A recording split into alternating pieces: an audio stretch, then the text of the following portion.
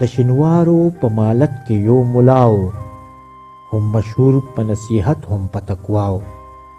ورته ناست په کلیوالو په سلګونو را روانې وې چوپې د عالمونو. مسلې به یې چې هره ورځ کولې، د ولس له سترګو اوښکې تویېدلې. ټول مخلوق د ده په خوله د ده په زړه و، ښځې نر و که زلمي و که واړه و. که د سر او که د مال پر سر دعوې وې، فیصلې به د ملا صاحب له خولې وې. یوه ورځ یې کړې کیسې د دوزخونو، د مارانو لړمانو د ورونو. ویل ښه کوئ له بدو توبهګار سئ، او که نه نو په غضب به ګرفتار سئ. هسې نه چې د شیطان سره پر لار سئ، او لړونې د دوزخ ته سره انګار سئ.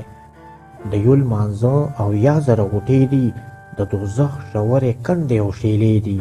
او یا کاله په غوټه کې دي ورونه، هر یو کال یې زمونږ او یا زره کلونه. څه به وایم له مارانو لړمانو، له دوزخه په ارمان سئ مومنانو. هر یو مال لري او یا زره سرونه، په هر سر کې او یا زره غاښونه. هر لړم لري او یا زره نیخونه، په هر نیخ کې د زخرو هر وارونه. څوک به لویږي په غاښو کې د مارانو، څوک به شومه وي د اور د لړمانو. چې پر لارې د ابلیس څوک برابر وي، تر ابده به یې ځای دغه سکر وي. د یې جوړ کړي مومنانو ته باغونه، پیدا کړي یې فردوس او جنتونه. پکې سر او کال تازه خوږې میوې دي، چغې ونې وي تل شنه یخې سایې دي.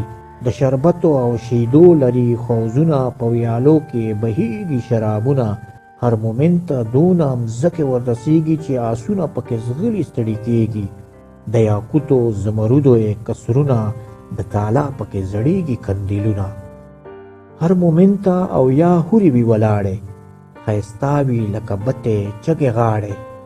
تر بلوړو یې روښان وي اندامونه، له ورېښمو یې جوړ شوي مړوندونه. له اویا ورته ولاړ ښایسته غلمان وي، د مومن امر ته ګورې غلامان وي. یو تر بل وي ښایسته داسې ښکارېږي، لکه لاړ د ملغلرو چې ځلیږي. کره ورځ د جنتي کړي خدمتونه، په لاسونو کې د سرو میو جامونه. او که څوک تر نورو خلکو پرهیزګار وي، تل مشغول په بندګۍ د خپل بادار وي. لا په برخه به یې نور وي نعمتونه، غلمان هورې او د سرو زرو قصرونه. چې په شپه کړي د خالق عبادتونه، ته یې به ورکړي د ښایسته حورو پوځونه. په دا منځ کې یو پښتون سو ورته پورته، خوله یې خلاصه کړه په سوال د ملا لور ته. ویل جار سمه د خدای تر نعمتونو، هم تر حورو هم غلامانو هم قصرونو. دی دې مونږ ته هم نصیب کړي جنتونه، د شیدو او د شرابو ډک سیندونه. مګر وایا په جنت کې هم بدي سته، له قومونو له تربور سره ګوندي سته. یو د بل په دښمنۍ کې وژل کېږي، په بدۍ کې چاته ښځې وررسېږي. ملا وویل سړیه ته غافل یې، ته روان په کږو لارو د غافل یې. چې هر چاته خپله برخه وررسېږي، د ګوندیو ضرورت نه لیده کېږي. چې نه مرګ نه ناروغي نه غریبي وي، لا به څوک وي چې په خیال کې یې بدي وي. پښتانه ویل زما نه دي جنتونه، بغیرتو ته کوه نصیحتونه. څه توپیر دی د انسان او د اوزګړي، چې پر چا باندې پور نه لري د مړي. د هغې بدی مزه وي په کرنونو، چې نیکه یې کیسې وکړي د نیکونو. ژوند هغه دی چې د زړه له خروښه ډک وي، در سره وي سل ګولی ډک د ټوپک وي.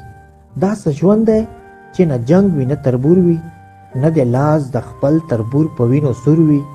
نه د اصل او کمسل وي خبرې، نه د چا له تورې پورته سی بسرې. نه د بیډ نه د سړبن خبرې کېږي، نه غلجي نه دورانی به معلومیږي. نه د ځای د میړنو نه پښتانو دی، چې د بل په خیرات پای د هغو دی. دا جنت یا د ملا یا د مرزا دی، یا چې نه لري غیرت د هغه چا دی. پښتانه خدای پیدا کړي په بدۍ کې، ورور له ورور سره اوسېږي په ګوندۍ کې. څوک اصیل څوک پیدا سوي که مسلان دي، وایه څنګه په جنت کې په یو شان دي. چې د ورور او تربور وینې نه تویېږي، پښتانه په دې جنت کې نه ځایېږي. پښتانه په دې جنت کې نه ځایېږي، په دې جنت کې نه ځایېږي.